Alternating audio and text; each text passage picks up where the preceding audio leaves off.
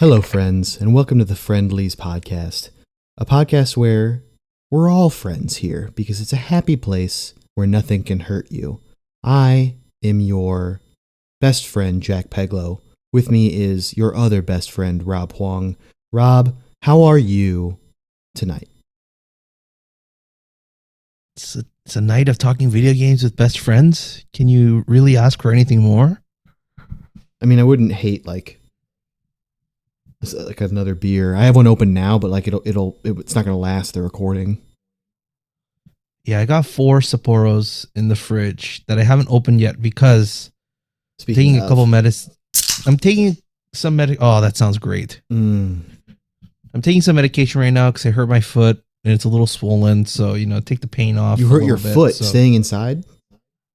Well, I was working out in my complex and I misstepped on a stair. Rob, are you telling on yourself? I do not leave my complex other than for essentials. Interesting. We'll circle back. We'll circle back. And even then, I've had most of my essentials delivered, so I haven't really left the house. We'll circle back to that because I don't know. I'm not quite sure about that, but we have some news we got to talk about first. Got lots of it. Let's dive right in. Beginning of this week, right after sort of re-recorded, there was an announcement by Sony that they are creating a new PlayStation studio.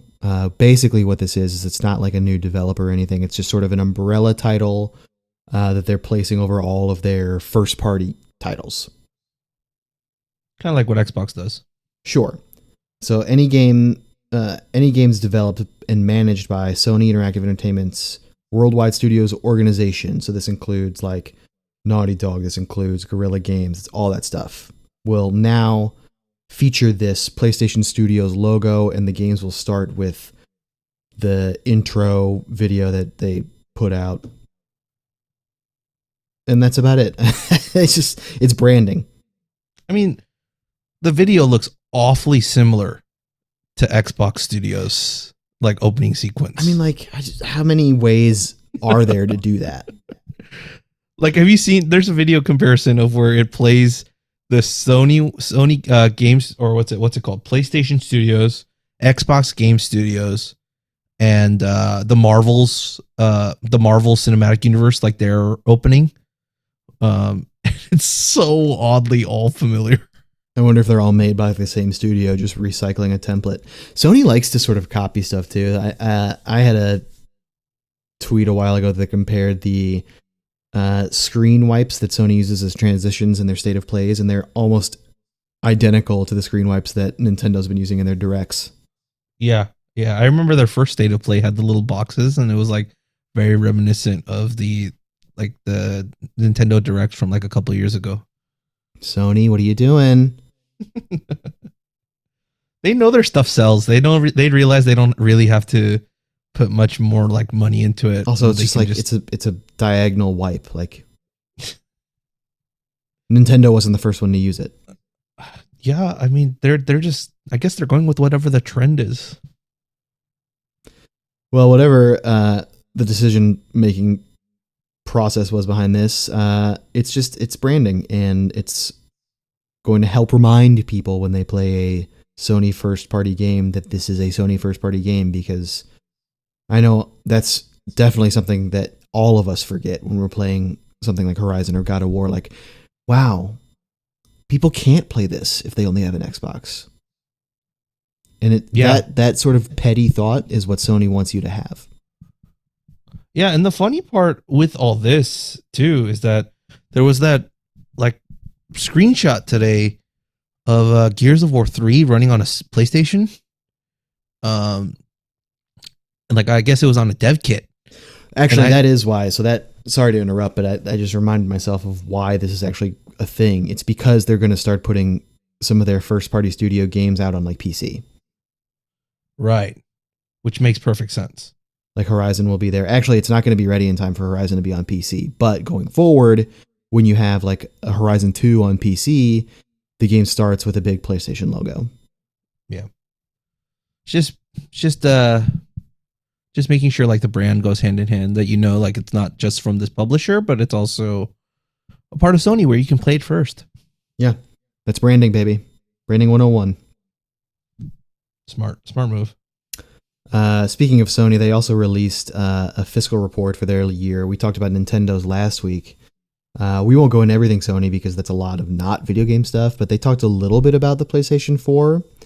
Some of the key points is that despite complications from COVID, PlayStation 4 sales still topped 110 million units this past year. That's total over their lifetime. That's incredible. That's big time. That's real. That's a big number. I mean, like I was in awe of Nintendo's numbers, which everyone should definitely be. But like, the two mainstay consoles are, the Xbox and the PlayStation, and their numbers definitely drive the market as a whole. Right. And are good benchmark like things, especially from a game developer's perspective of where you want your game to be released. So man, 110 million in a single year. Jeez. And that's for a console that's pretty much like a year, or like it was like 8 months away from the end of its life cycle. No, it's the 110 is lifetime. Oh, it's lifetime. Lifetime. Oh, yes. Sold past this year. Correct. Right. Yeah. Sorry, I read that wrong. Yeah. Still a lot. That's still crazy. So I have a list of the best-selling consoles of all time.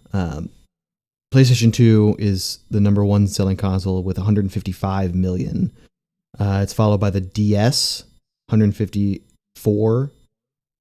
Game Boy and Game Boy Color both have around 119, and then the PlayStation 4 is in fourth with 110. That's not bad at all. No, I wouldn't say so. Not bad at all. Yeah. I mean, the ones above it are just, that was a different time. Plus, I mean, the PS2 sold forever. Yeah. Was that 9-year life cycle? I think PlayStation 2. Well, I think they just stopped making it in. Let me see. Repair services for the system in Japan ended in 2018. Yeah, so you could have owned a PlayStation 2 and still milked the crap out of it. They continued to be produced until 2013. Yeah, so that's a pretty dang long life cycle. Yeah, because it dropped in 2000. Right. That's crazy. 13 years. Yeah, I would hope it sold that much. Anyway, they also said that they don't expect COVID to delay the launch of the PS5. I'm going to read a quote from this release. Regarding the launch of the PlayStation 5, although factors such as employees working from home and restrictions on international travel have presented some challenges in regards to the part of the testing process and the qualification of production lines, development is progressing with the launch of the console scheduled for 2020 holiday season. At this point in time, major problems have not arisen in the game software department pipeline for Sony's own first-party studios or its partner studios. So, basically, if nothing gets drastically worse, they don't foresee any big issues dropping this holiday season with games or consoles. Yeah, so if you're a gamer, like looking at the next generation, like this should have you somewhat hyped. And like some sort of optimism for, like, especially if you're an early adopter, it's going to be a pretty badass launch, in my opinion. If they're able to maintain this and not have any, setbacks of any of their games launching, or even the availability of their consoles. They're very careful with their wording, though. They say that development is progressing with the launch of the console, and at this point in time, major problems have not arisen, which means that, like, right now, everything that they have rejected is fine, but like they could have already shifted projections later in time before now. Yeah. You don't know. Yeah, we don't. And this is already going to be old news by tomorrow, and Sony could come out tomorrow and just be like, yeah, right. It's stuff has changed. Yeah, we're not going to be able to. Yeah, at this point in time has already passed. Yeah, exactly. It's such a fluid situation, but if let's just say their statement held or holds for, let's say, 48 to 72 hours, then yes, as a Sony fanboy, yes, I am so stoked that there aren't any major hiccups as of right now. Yeah, it's good to hear. It's great to hear. Things that are also great to hear. I gotta give a shout out to the alma mater. The Missouri Tigers esports team won an Overwatch Spring Cup over the last week. Congratulations to your Tigers. Go Mizzou, baby. So now that we're on esports, we can talk about the real meat. Let's get to it. The esports news, which is the announcement of what will be at EVO Online. Ooh. And it's juicy. There's going to be a lot of tournaments, 5 weekends full of tournaments. The main headline games will be Unist, Under Night in Birth. They list the Tournament of Champions, which is Marvel vs. Capcom 2, but there's some confusion as to whether that is still happening or not. So we'll see. But Dragon Ball FighterZ, Tekken 7, Soul Calibur 6, Street Fighter, Grand Blue Fantasy versus Samurai Showdown, and notably missing Super Smash Brothers. Yeah, I mean, I don't follow EVO as in depth as you, so I guess I'll flip the question. Was this something that was like rumored or expected? Rumored, no. Expected. There's no precedent for what to expect here. There's never been an online EVO. Got it. I think it was surprising for sure, because Smash is a big thing. I mean, it headlined EVO last year, like it was the finale. Yeah.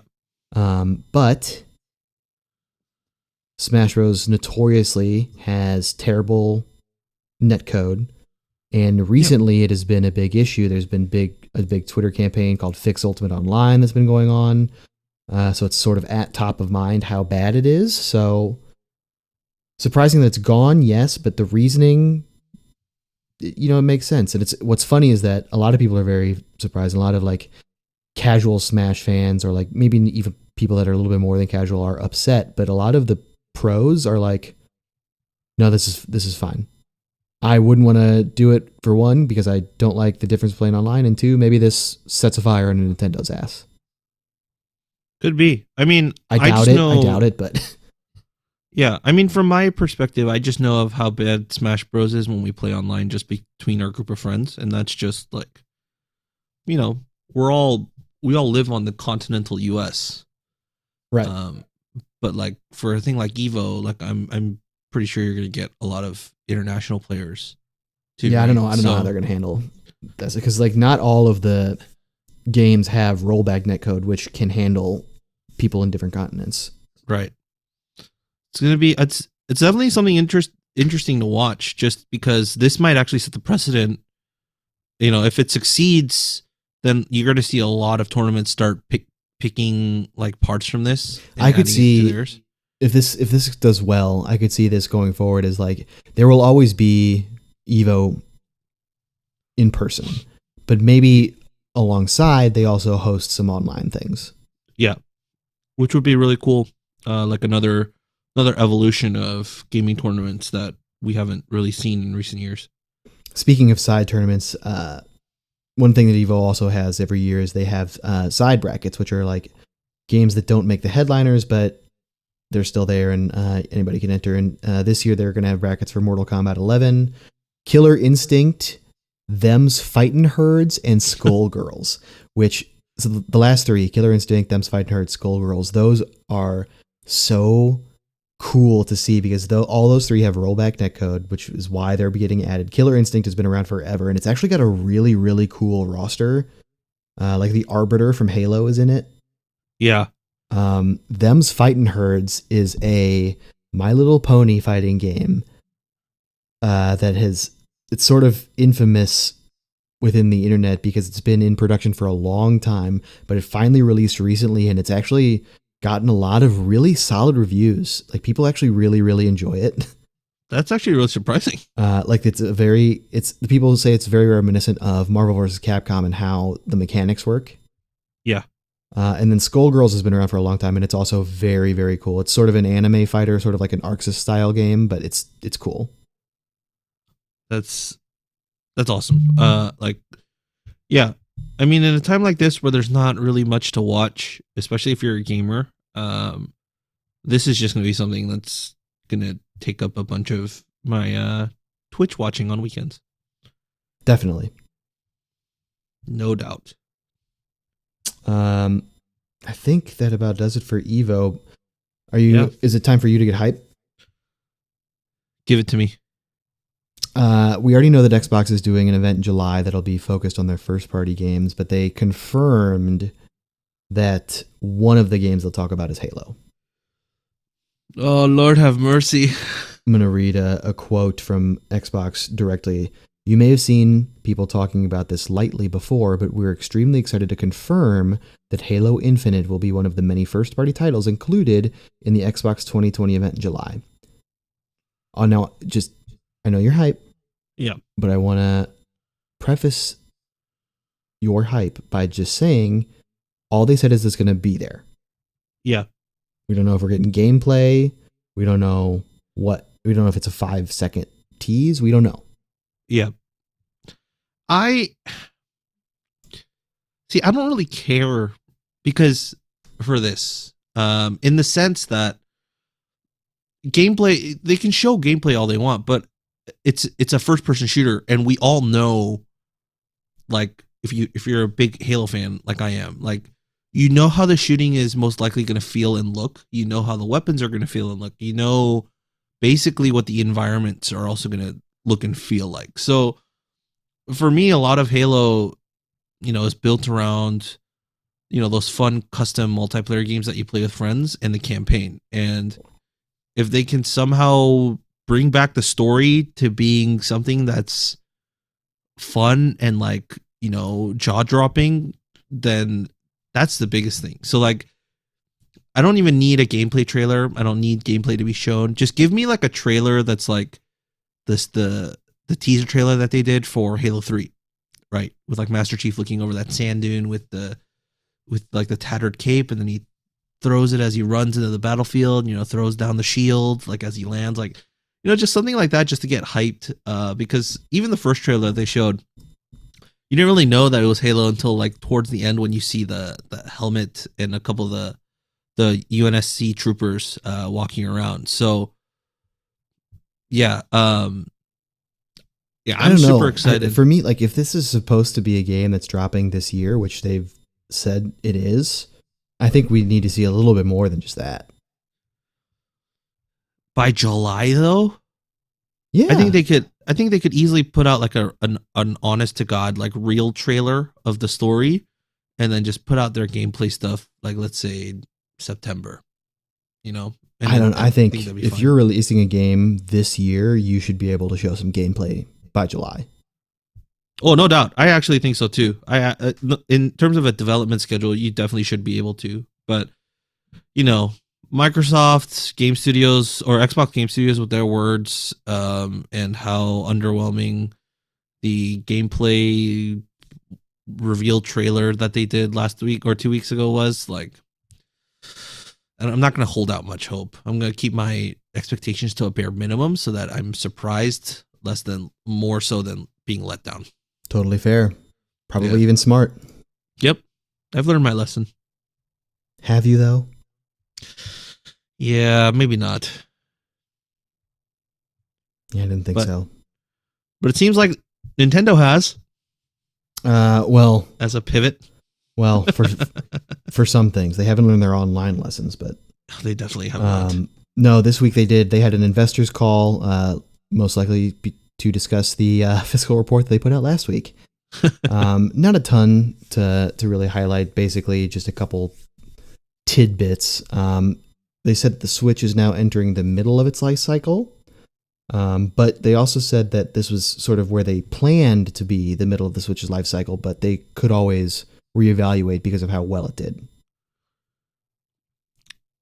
Let me ask you a question on this. Like, you know how there was all those rumors about a Switch Pro potentially being released? Do you think that resets the life cycle, or was that part of the life cycle just because it's an upgrade of the original, not like a full-on new console? I think the way that Nintendo would classify it, that would be part of the life cycle. Maybe that's the regular Switch is the first half and the Switch Pro is the second. Got it. Okay. Because if you look at the 3DS, I would say that they probably consider the 3DS and the 3DXL all part of the same life cycle. Correct. Yeah. Okay.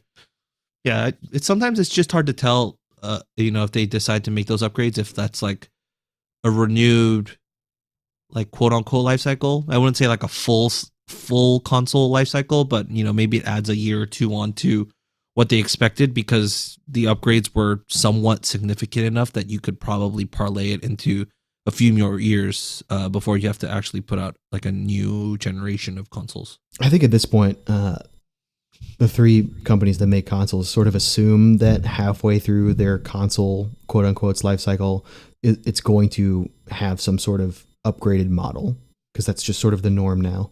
Yeah, that's definitely started with the trend within the last generation, right? Mm-hmm. Yeah, I could definitely see that continuing. But yeah, I totally concur. I mean, it's also kind of exciting too when you hear this type of news because you see all the games that they've put out for the Switch up until this point, and you say that's the games that they put out first party wise in the first half of its life cycle. Like that can only get you a little bit more hyped for what they have planned on the roadmap for the back half. For sure. The only other couple of notes are that Nintendo Japan had zero infrastructure for remote game development before now. Well done. Oh man, we kind of talked about this. I don't remember if it was last week or the week before, but like that's sort of a Japan-wide issue. So it's not just Nintendo being Nintendo. Yeah. I do remember that. They said that the current shortage of Switches is caused by a lack of parts. Sort of confirming what we all basically knew. Yep. And they said that their advertising budget increased quite a bit by about $85 million. That's actually the point that I was most surprised about. I think it's probably because of all of this and because of their lack of remote infrastructure, have not been able to do the directs like they would want to, so they need to do more advertising. Yeah, I mean, my thought process, and I'm not in marketing, so, maybe it's totally wrong, but like the thought for me is your console and your games are doing so well just by word of mouth right now alone. Wouldn't you rather spend that budget into something else rather than having to market something that's already being marketed damn well? You would think, but Nintendo hates spending money. I'm not kidding. That's a fact. Or spending money in the right places. Yeah. Okay.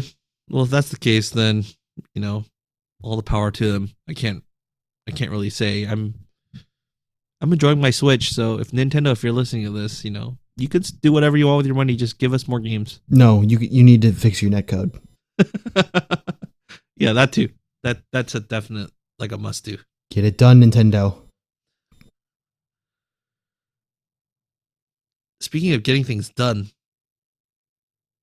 okay, I think that's all the news. All right. Right? Yeah. Or at least that's all our quick hitters. Yeah. We got more later. Yeah. We'll do a little intermission right now. Rob, what have you been playing this week?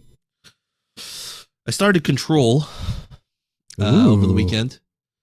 I'm like, I think I played about 2 hours before I had to bounce, but I remember the reviews when this game first came out, and I knew it was like a perfect style of game that I wanted to play. And I finally have gotten around to it after I got it. I think like right after Christmas, like it was on sale at Best Buy, so I picked it up.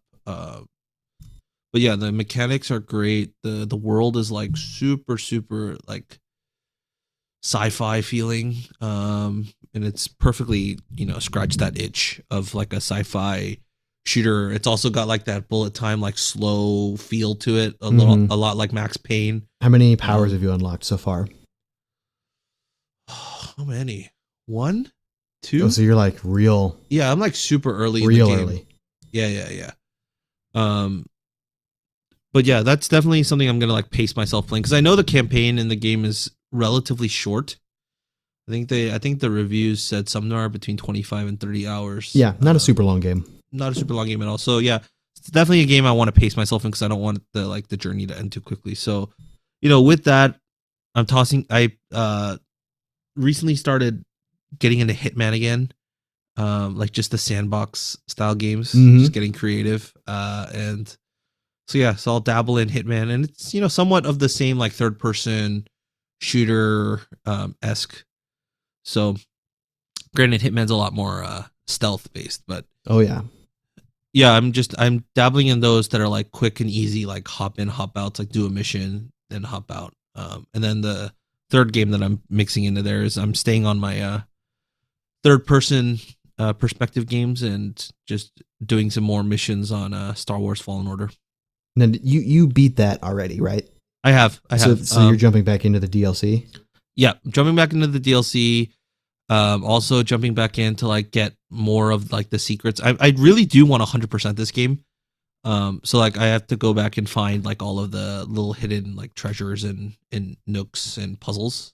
Sure. That I haven't found all of them yet. So yeah, that's what's your opinion of the DLC so far? I think it's great. I think they did a real good job. Just they knew what the community wanted, and they knew exactly like what they needed to do to give it to them. And I mean, that's Respawn for you. They know they listen to their community. They get the people going. Well. Yeah. So I'm very curious to see. I mean, I doubt that they'll add more DLC to this. I actually haven't read up on their press releases, whether they're saying it's just this or if they're going to do more and support the game for a little bit longer. But if they're already done with it and they're working on like the next rendition of the game or like another Star Wars thing, like yeah, I'm down for you guys to move on, and we can close this chapter. You're happy you don't need any more DLC? Yeah. I'm definitely happy with the game. I don't really need more DLC. If they give me another Fallen Order, yeah, okay, I'll take that. I'll take that more than additional DLC. Is there like room in the canon for another Fallen Order? Like I know it's sort of in a pretty tight window narratively. Yeah, they said I did read an article saying that it's opened up like some avenues for not direct sequels, but in the somewhat same vein. The DLC has? Well, not the DLC, but I think was it Respawn or EA that said that about Fallen Order? Just like the universe as a whole, like they've just opened up some things that they can start maybe creating more of these types of games, like these third party types of Star Wars adventures, set within this time frame. So yeah, if this like leads to like a spiritual successor in the Star Wars universe made by Respawn, like I think that's pretty much what you want for as a Star Wars fan and a gamer. So yeah, I like it. Yep. That's it. That's all you're playing. That's all I'm playing right now, man. Just what about you? 3 big games that you have a lot of stuff to do in. Yeah, I mean it's easy to dip in and out of. They're not like I need to stay in like Persona or in a big RPG. So that's it for me. What about you? Well, I am still in Persona. I'm hitting the meat of the game. Like definitely well past halfway through now, and I'm still quite enjoying it. Although I will say I'm sort of getting to the point now where I know that there's some new stuff on the horizon. Yeah. Like some big new stuff. So it's exciting. Yeah. But yeah, playing that, still playing Animal Crossing. The museum event is now going on, which I think is a cute little distraction. Basically, you all you have to do is go into the different sections of the museum and find like 3 stamps. It takes you maybe 5 minutes total for all 3 sections. I think some people were a little disappointed. They thought it was going to be a little bit more, but these are Animal Crossing does these little events, and it's just supposed to be sort of a celebration of your museum and museums in general because they're great.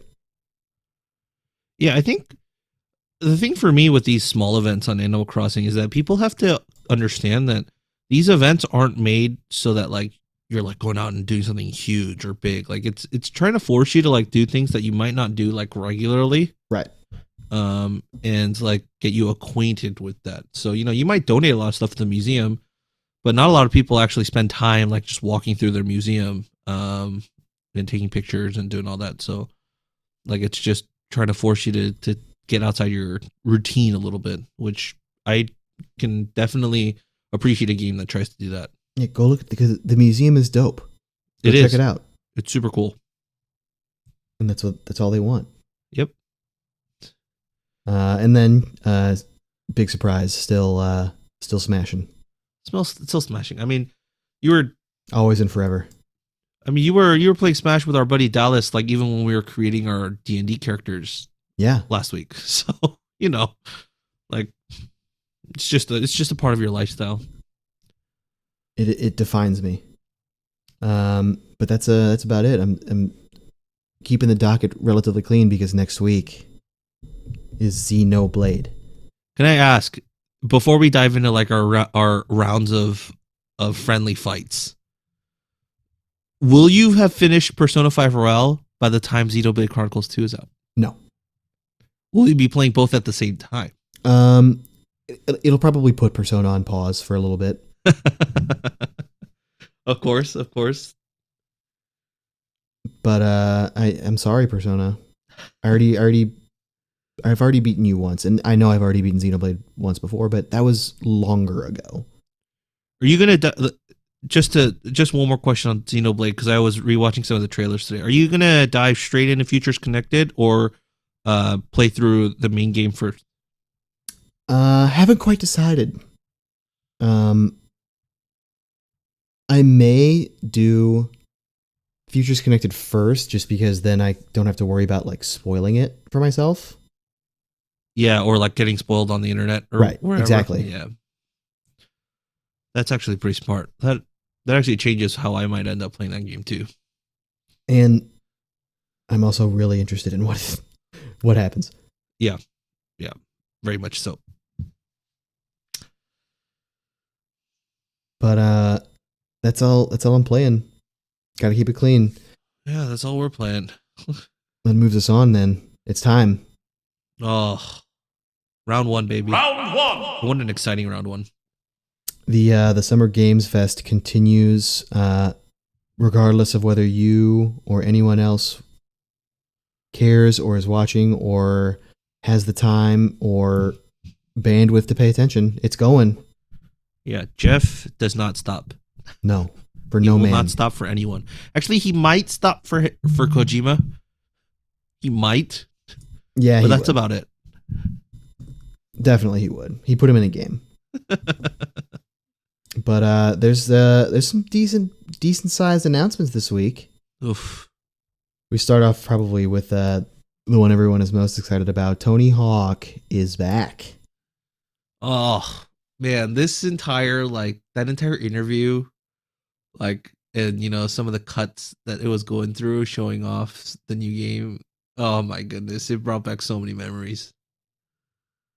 They're re-releasing Tony Hawk's Pro Skater 1 and 2 with everything that was in the original games plus additional skaters, maps, and modes, including what looks to be a pretty robust create a map mode. Yeah. And I think also the big thing that they said they're bringing into 1 and 2 that wasn't in 1 and 2 is I think the reverse trigger.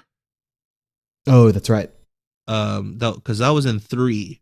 and they said that it had become such a big part of the gameplay and such an integral part of how the game worked and how fluid it was that they had to put it back, like just retroactively put it into 1 and 2, which is huge.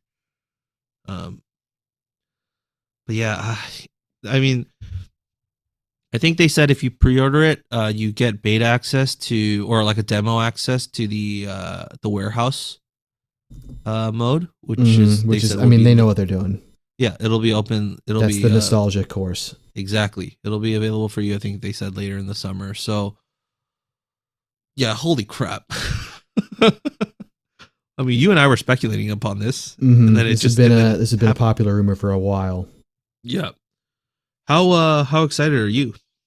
I'm excited. I mean, I played a lot of the games. Like I said the other week that I'm not maybe as excited as everybody else, just because I for some reason I don't have the same sort of nostalgia for the game. Yeah.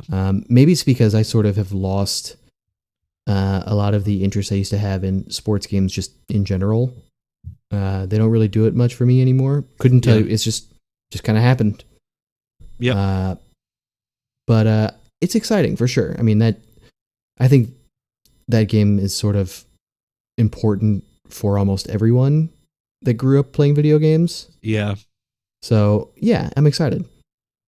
I think you're probably more excited than I am. Yeah, I mean, I don't know how intently I'm going to end up playing this game, but it's definitely like a day one purchase. So just so I can dive back into all of those maps that I played on the N64, right?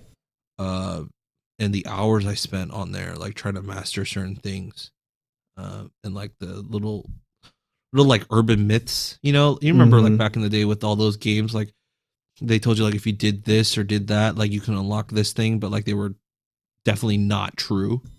But you still tried to do it hours on end to see if it was actually true. Mm-hmm. So it's just the little things like that, and just like how great the game looks in like current gen. It did look good. It looks gorgeous, absolutely gorgeous.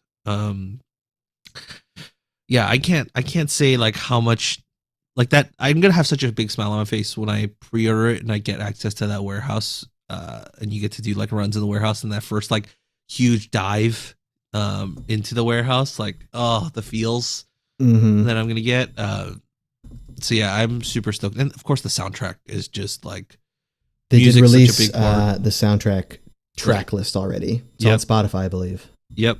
And you know that's just music plays such a big part of people's memories, and to listen to that soundtrack back is just going to pull back a lot of the memories that I had not remembered in quite some time. So yeah, I am super, super excited. So are a lot of people. A lot of people. One last note I thought was kind of funny. The older skaters that will be returning from the original games, they apparently will have aged. I love that touch. Right. I absolutely love that touch. Could be a little rough for some people. I do hope that you can kind of like just aesthetically toggle between the two. That would be nice. Yeah, like some of them might be a little scary. Yeah, like Tony's aged well, but he's still older now. Yeah. I would like to use like the younger version of him. Yeah, definitely. Especially if no, I know they're not releasing, but they could be releasing in one of the new announcements that Jeff kept insisting was this huge thing, and it is a huge thing. But we'll just say they announced Unreal Engine 5, which is coming next year. Yeah, and the lead up to it. He kept hyping it up as like this huge announcement, which it is. Don't get me wrong; it's very important for the industry, but it's not a big announcement in terms of like getting people excited about playing a game. Yeah, it's not like they announced a new Half-Life game. Like that's like it kind of felt like that level of hype, because even like IGN and I think GameSpot were like on their Twitter saying you're not going to want to miss out on tomorrow's announcement. Right. And so it kind of felt like one of those like generational like huge announcements. And they had this big trailer that they said was all gameplay, which I'm sure it was. Yep. But it's funny that they did this because, one, spending so much time creating and animating that single thing is just not what's going to happen when people make games. It's not efficient. It's not it's not anything. And two, even with all of that, there were still definite bottlenecks where you could see that they put in, like, when the woman who's flying around, like, goes through a little pin needle hole, like she threads this needle and, like, oh yeah, they loaded something there. Yeah. It was like wow, that looks great. Okay, can you tell me what the first game that'll be using this is? Right. Like, just can we move on with the conversation? The actual sort of coolest thing about their announcement wasn't anything about the new engine at all. It was their new policy regarding people that use the engine. I'm just going to read their quote directly. Starting today, you can download and use Unreal Engine to build games for free, as you always have, except now royalties are waived on your first 1 million in gross revenue.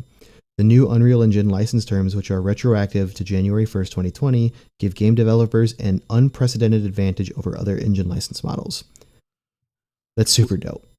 It's so cool to see, like, this is like I don't know what you would call it. Like, I mean, it's an engine, but, like, the platform of using Unreal.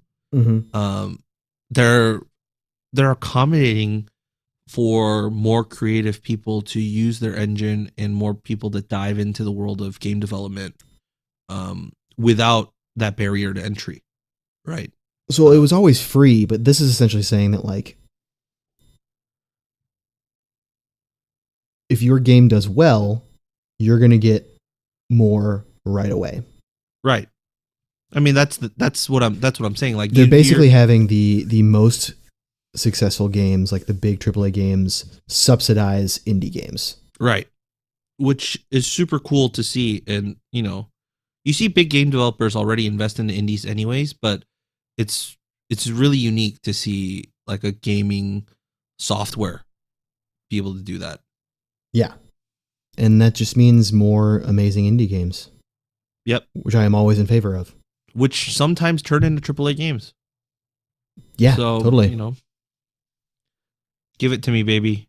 More games to try out, more games to play, the better it is for all gamers. I'm right there with you.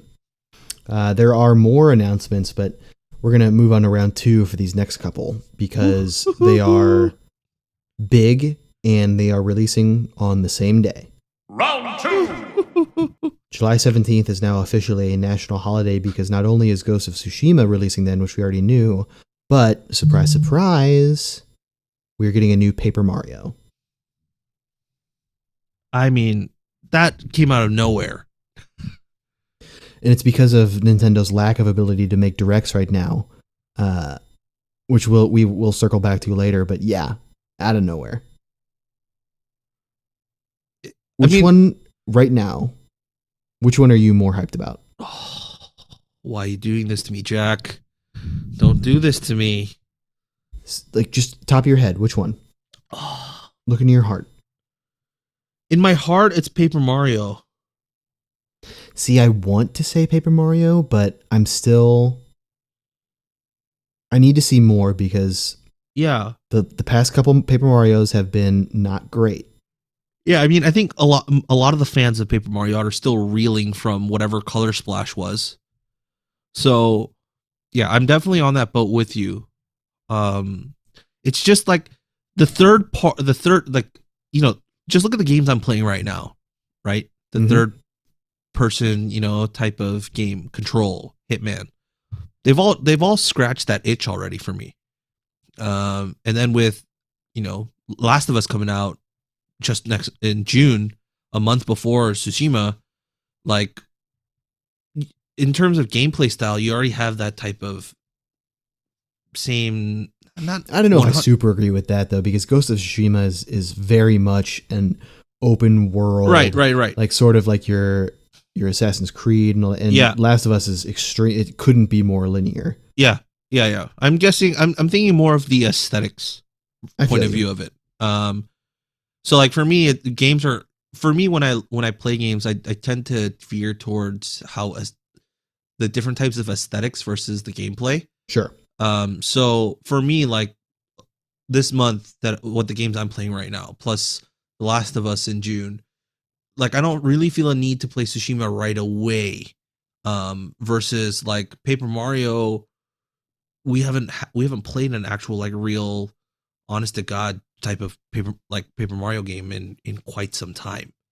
And there's like definitely like a niche for that, and especially I think even more so just a Mario game in general, because we haven't gotten one in quite some time. Unless you're a Mario Maker person. Um, so yeah, I'm gonna say in my heart is Paper Mario, but for you, I'm assuming that you mean for you it's Ghost of Tsushima. I think right now it's probably Ghost of Tsushima. Just because, like I said, I'm still a little trepidatious about Paper Mario, and we didn't see much. Yeah. Let's talk about what we did see, though. So it's called Paper Mario and the Origami King. The new sort of bit that this game is playing with is like origami. The paper folds, and it seems that when it does fold, it sort of changes the character. Like Princess Peach was shown all origamied up, and that was definitely not Peach. Yep. And not only do characters fold, you see the environment. They can interact with things. Mario gets these new sort of arms-ish extendo go-go gadget arms that he can fold out and like pull parts of the environment down. Yeah, I think the release said that it's called the 1,000 Folding Arms. That's like very anime. Yeah. Very origami sounding. And there's also a new combat system that we just sort of got a little tease of. The battlefield looks like a sort of circular grid that you shift around almost like a Rubik's Cube to line enemies up for combos. Yeah, there's actually a really good video done by Game Explain, which is, of course, arguably the biggest, like, non-Nintendo actually like related. But like they do such good stuff with Nintendo games and their reviews. And Andre Segers, who's I think the founder for the website and the YouTube channel, he did an hour-long breakdown of the trailer, which I watched today. And so, yeah, I'll speak on a couple things that I saw from the video, and this is all from him. I'm taking no credit for it. One of the cool things that he realized was all the ribbons that encapsulate the castle all come from different directions, and you actually see the colors of the ribbons trace into specific areas. So like you see the red one go towards like this mountain. Your adventure. Yeah. And they like spread out into different like 5 different areas with like a 6th one. And he talks about like there's this other platform that kind of looks like that's where the castle gets transported to, and that's where you have to go. And like how Toad Town, from a larger like a map view, looks like something that's traversable and like a big central area with not many load screens, but just like one big hub for you to be able to go around, like buy items and unlock different shops and so on. Sure. And he goes into a bunch of other things, but yeah, I think if you have the time, go watch it. It's actually really interesting that he's able to pick out all of those things from like a 3-minute video. Yeah. Pretty incredible. The battle system seems interesting, and it's sort of why I'm not feeling. I'm trying to find the right word for this. It's why I'm not worried, I guess. Yeah. I'm feeling cautious but not worried, because from what we've seen, there are some intricacies to this grid that seem kind of neat. Like, for instance, the big one that really sort of made me excited is that when you're fighting boos, if you turn the circle where they're in front of you, they will hide, because that's what boos do when you look at them. But if they're behind you on the circle, that's when they'll attack. Yeah, even the battle system, that's the thing for me too, is because they showed the battle system only for like a couple seconds in the entire video. And we don't yet know whether you're going to have partners like you had in previous games. There are characters that look like they could be, but we haven't seen any of them in battle. Yeah. Did you see the how similar the scene with the bomb on the train was to Final Fantasy VII? Yep. Yep. What an amazing little homage. Yeah. And also, I love how the Bomb has his legs crossed. Right. Like it's just one of those like little like design touches and like, you know, little homage throwbacks. Like it just, they do such a good job with that. Nintendo does, and you don't really catch it unless you're like, you have a keen eye to it, or like you go back and watch it frame by frame. Right. And so, yeah, that's why I guess I'm more excited to play Mario or Paper Mario 2, is because you know you're gonna get a lot of those just because it's in the Nintendo game. I hope it's really good because I loved the first couple of Paper Marios. Yeah, amazing games. N64 one, Thousand Year Door, such great, incredible, game. Such great.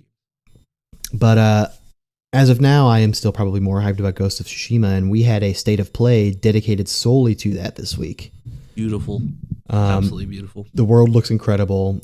We saw a lot of gameplay, which sort of, that was something we didn't know much about. What was this game going to be like? And this sort of confirmed it's definitely, it's your sort of, it's not, I wouldn't say run of the mill, but a little bit run of the mill open world. You have a huge map, you have bases that you clear, you have points of interest. It's a sucker punch. You're sort of checking the boxes off. Yeah. I saw a tweet today from Mike Mahardy, who used to work at GameSpot, and he was saying, I don't know when he sent the tweet out, but basically the tweet said, "This is basically what I imagined an Assassin's Creed game that takes place in Japan would feel like." And like, you know, if you're an Assassin's Creed fan or a part of that community, the big like environment or historical point that a lot of people have asked for was, you know, feudal Japan.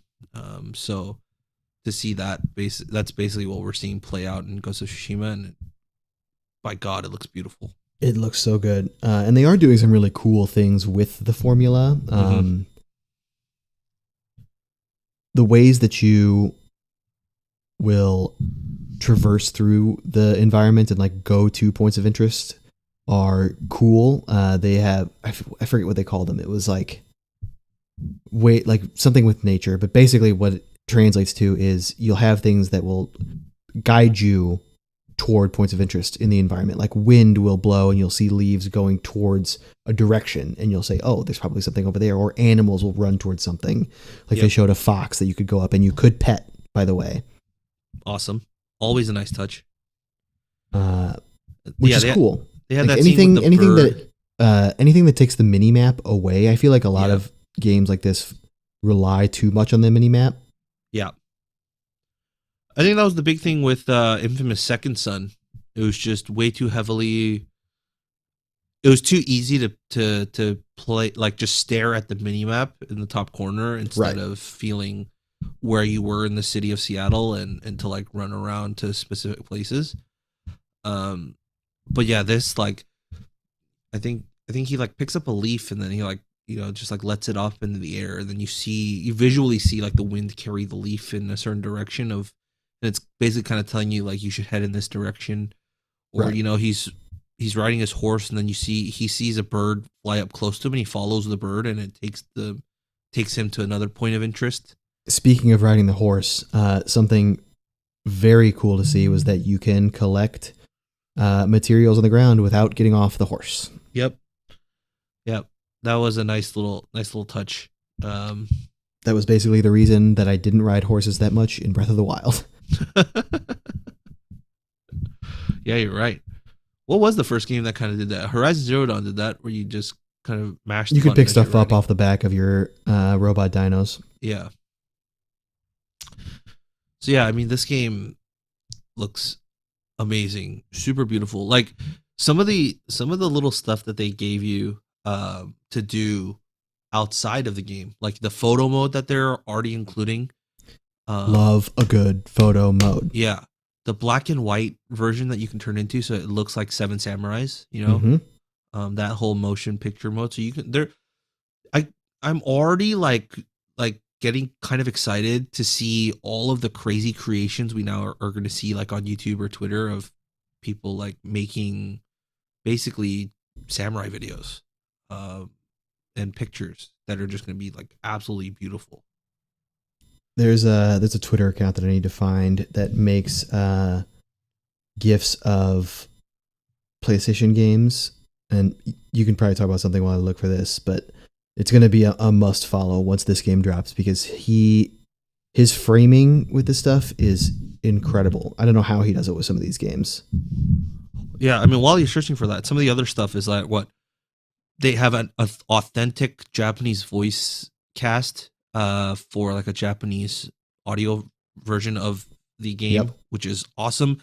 The main character, the ghost Jin, is actually voiced by none other than fan favorite Zoro from That's One right. Piece. The actual Japanese actor who voices Zoro in One Piece is the main character. So, What a voice too. what a great voice he has. Yeah, it's super super, like it's that like harsh, like raspy type of Mhm. manly Very gravelly. voice. Yeah, it's great. And to have his voice in there, playing it, like I'm definitely gonna play it with the Japanese. For those who don't know who Zoro is, he is a samurai. It's gonna. I mean, it fits. Yep, with 3 swords. Right. So yeah, that's gonna be super cool. The combat looks interesting too. It seems like Mhm. there's a decent amount of depth to it, which is something that I would want. Even I mean, I know you have a lot of stuff to do in an open world, but the combat has to be interesting. And it seems like there's a lot of stuff that they're doing. You have different stances, and there seems to be sort of a rock paper scissors element where certain stances do well against others. Yeah, I would assume that it has to be the whole trend of these types of games in their action has veered away from a lot of hack and slash, particularly over the last couple of years, right? With when you look at like Assassin's Creed Odyssey and how it took a lot of cues from the Dark Souls and Neo, that type of patient approach to fighting. I'll tell you what this actually reminded me of is a lot of Assassin's Creed 1 and 2, which were very like parry focused. Yeah. Yeah, that's very, very much the case too. Very parry and counters. Very counter heavy. But yeah, I mean, they also said that you can play the game in 2 different like modes. Like you can fully go like ninja, like just stick to the shadows, never get into fights, just like kill guys stealthily, or you could go even full samurai where you challenge every single person that you see to a fight. Right. And that's up to you how you balance the two, or you could stay on either end of the spectrum. So they're opening it up for whatever your playstyle you want it to be. I do have the account now. It's Sunhai or Sunhee Legend, which is Sunhi Legend. You just make That's- gifts of PlayStation games. Yeah, that's who you got to follow. I mean, yeah, you can only assume that they're going to put out a whole bunch of things on Ghost of Tsushima when it launches. You will not regret it. All right, that's a follow for me. One last thing about this, it seems like there's a lot of customization you'll be able to do, a lot of different armors, charms, change your stats, Mm-hmm. which is typical, but I like it. I love it. Yeah, I think that's a good capper then. yeah, but I July like it. I 17th. love it. We July want some more 17th. of it on July 17th. July 17th. What a day July 17th is going to be. Holiday. Gotta be. It has to be.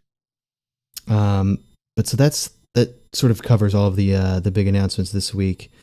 We don't really know much about when the rest of the big announcements will be happening in the Summer Games Fest. We have like vague things, like we know at some point in July there's an Xbox thing coming, but we don't know a ton else, and that's going to be what we talk about here round 3. Let's get to it. Round 3. So this is what we're going to pull from here is a big article, Adventure Beat from Jeff Grubb, who we've talked about before. He's one of the GOATs. Yep. For sure. He's made a list that he calls Jeff Grubb's Summer Games Mess.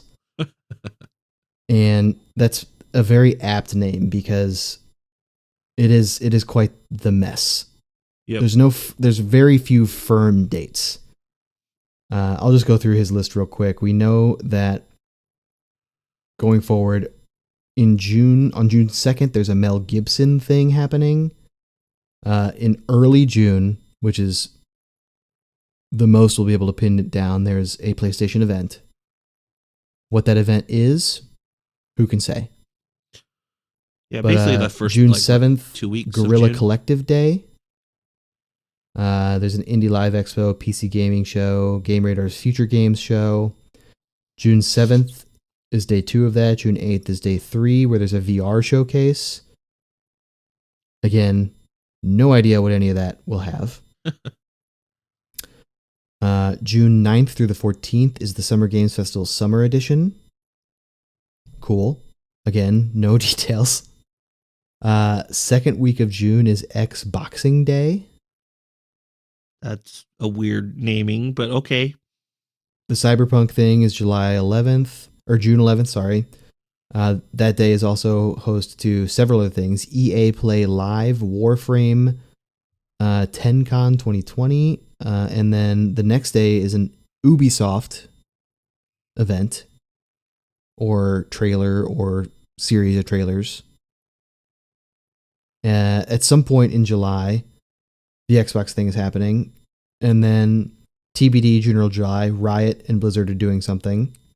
Early August is another PlayStation State of Play. And then Gamescom opening night, which is the finale, is August 24th. That's a lot of stuff over the next 2 months. A lot of vague stuff. Mm-hmm. Jeff goes on to sort of talk about some of the things that he knows beyond that, rumors that he's heard from anonymous sources. None of those Sony events are confirmed, but he knows that one's coming in early June. He says the company was originally planning June 4th, but that has since started moving around. Doesn't mean that it's slipping by a matter of weeks, just means that they're sort of deciding. What will be there, not quite sure. They're putting together a roster of next-gen games that aren't just first-party, so they're probably trying to nail some people down. Don't know if this is when Sony will finally show off the physical console. It's possible, but couldn't confirm. He does, though, anticipate that Sony will have shown the PlayStation 5 in detail by the start of its next event, which will be early August.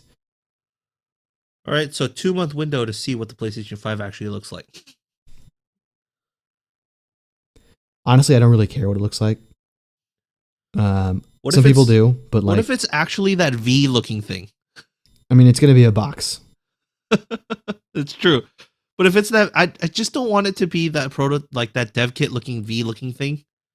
As Look, long if they as give me it's the not V and they tell me that the V shape creates some amazing that, fan, like airflow. yeah, then sure. All right. Moving on to Microsoft, we know much less about them because they sort of told us more. We know that they have the big event in July, but the plan is to have another event the second week of June. Unlike the main July showcases, the June will provide a closer look at the console itself. So less games, more console. Yep. Got it. So we'll take. I mean, that's kind of what I expected, right? In the previous one, we'll take a better look at what the OS looks like, what your like home screen looks like when you turn it on, like what are some features of the Xbox outside of like playing the games. What does the store look like, so on and so forth. That's sort of the area that PlayStation, the one area that PlayStation has more info out about their console, because they had that huge, sort of boring Yeah, like the board tech demo. presentation. Yeah. So yeah, Microsoft's trying probably to catch up to that. And then Nintendo, basically just, they don't have any plans. They originally were going to release a Direct in June to sort of coincide with E3, but now that everything has sort of fallen through, they actually don't have any plans for any Directs at all. I think they're sort of, at this point, scrambling to just sort of get basic functionality up and going. Yeah. And Directs have taken a backseat. What that means is that for first-party games, at least, expect more announcements to just sort of happen out of nowhere, like we saw with Paper Mario. Yeah, and this last sentence from his article is actually from the Paper Mario article from Jeff Grubb, and that's like the part that's actually most intriguing, which I can read. It says his last like sentences was basically, and what's coming is Pikmin 3 Deluxe, 3D Mario remasters, and Super Mario 3D World Deluxe. It could have some surprises beyond that, but it may actually wait for a direct to get into those. So it basically confirmed Pikmin 3 which is cool. being a Pikmin's dope. remaster. Yeah. And which was like a huge like rumor starting back in last year, right? Mm-hmm. And we're finally, if we finally do get that, like those are some huge like just like the Paper Mario thing came out of nowhere, and then we're getting it next in like a month and a half's time. So like you can, I'm totally expecting like some of these announcements to be the same way, where like we get an announcement in June or like early July of Pikmin 3 Deluxe, and it's like dropping in August. Yeah. Have you played any of the Pikmins? Played the first one.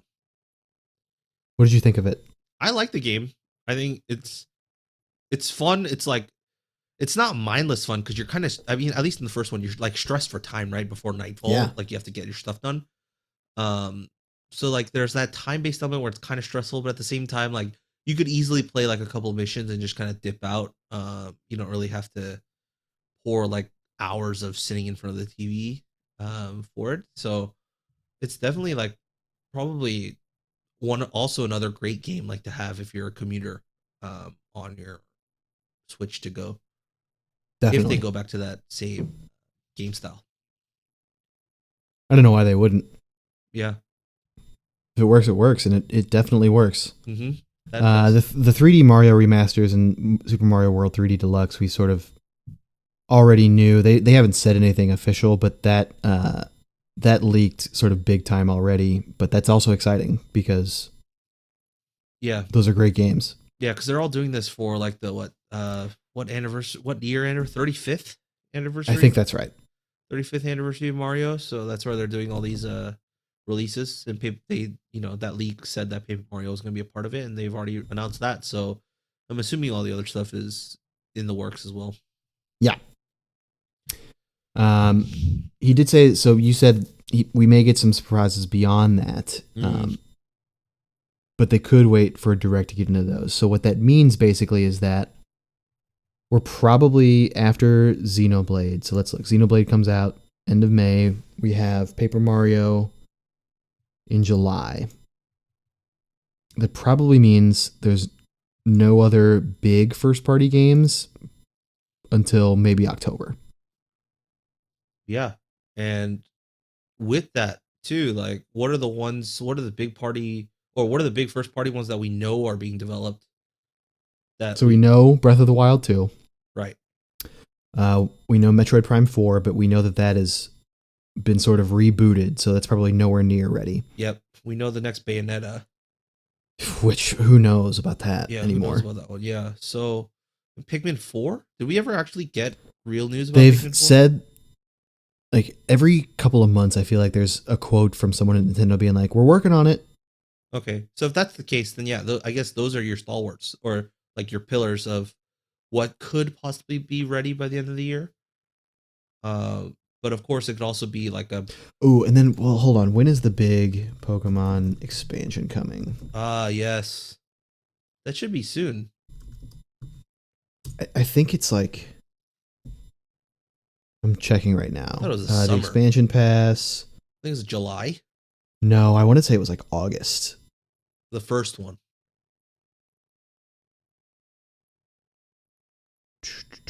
Okay, so part 1 is scheduled for end of June, but that's just oh no, that is the big, so that's the Isle of Armor. That's end of June. Got it. And then part 2 is just fall 2020, and that's Crown Tundra. Right. So that could be August or September. Yeah. But even then, Nintendo won't put that as their marquee thing for that month. That's like a 0.75. Like not like I don't a know. full. I could see that being a marquee. You think so? If they're sort of scrambling, yeah, I could see it. Okay. They also announced that the Arms Fighter and Smash would drop in June. And that's basically everything we know. All right. So we know. So I guess realistically, it's going to be. it. You know, So let me go back to something you said. You asked if I thought Pokemon could be a marquee thing for that month. Yeah. I think it can be because they are not every month has like a huge first party. Right. So that could be their big thing for that month if that's a light month. Yeah. Yeah, I mean, now that I've listened to all of the ones that you've just listed, I think for me personally, I think it's weird to say, but I think the likelier version of this is that we get something that we weren't expecting.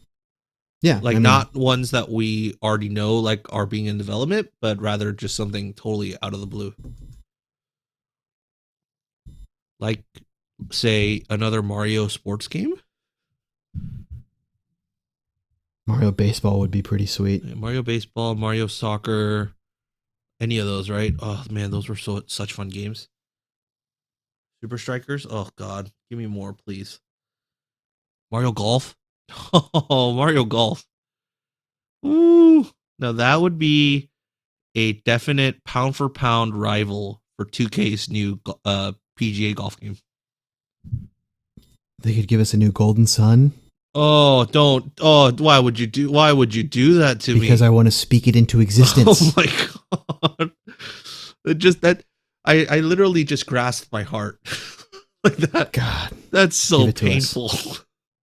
What else? There was a Star Fox racing game.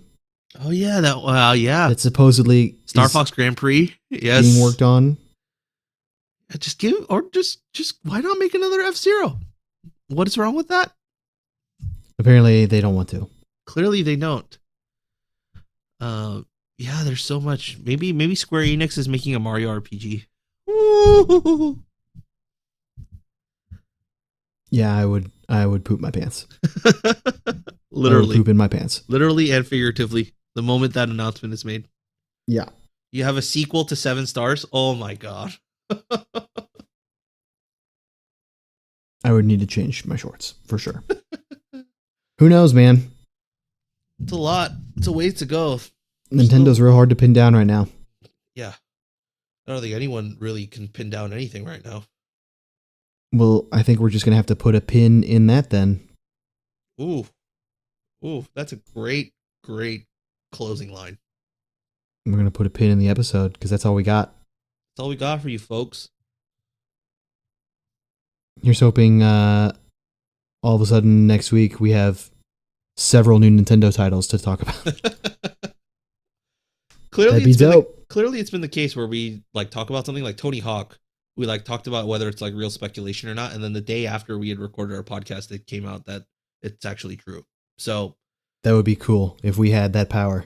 If we had that power, like that's our rise to fame. Somehow we're not even connected to like the gaming industry at all. We're just like throwing these things out, and game developers are like, how the hell are these guys finding these things out? I'm knocking on wood, praying that me speaking Golden Sun into existence actually happened. It's possible, and I'm gonna hope for it too. Golden Sun. Give me more Isaac. Give him to me, Nintendo. But yeah, that's all we got this week. Rob, why don't you let everybody know where they can follow you so they can thank you when Golden Sun gets announced? Well, I think they should be thanking you, but you can find me at Rob11HWANG on Twitter, or you can find me on Twitch at Bobby's Worlds. You can find me at Jack Peglow, PEGLOW, and you can also follow Friendlies Pod. And you can send us an email at friendliespodcast@gmail.com if you want to just chat a little bit. Yeah. Slide in our DMs. Send us a question. Send us a comment. Send us what game you're playing this week, even if it's a throwback. We'd love to hear about it. I want your hottest takes. The hottest of takes. Yeah. I can handle it. Give it to me. Give it to us. We'll do it. That's your assignment for next week, listeners. But until then, this is Jack signing off for both he and Rob and the eventual Golden Sun on Nintendo Switch. Thank you all for tuning in. Peace out.